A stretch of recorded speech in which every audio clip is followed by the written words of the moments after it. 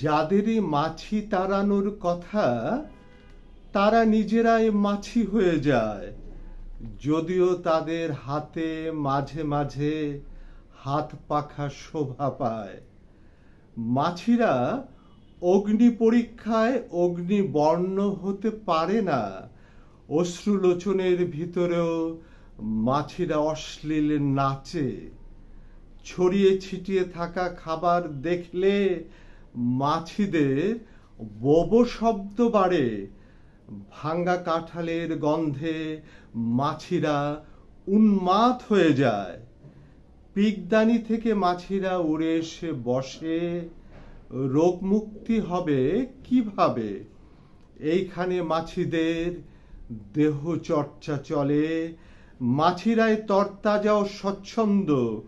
মাছিদের এঁটো খেয়ে শিশুরা বাঁচবে।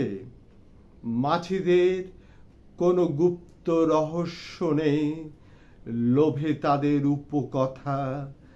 ঋণ শোধ বলে তাদের কোনো বোধ নেই, তাদের আক্কেল দাঁতও নেই। উপকণ্ঠ থেকে লুপ্ত হতে থাকে দুধে তৈরি খাদ্যের শুদ্ধতা।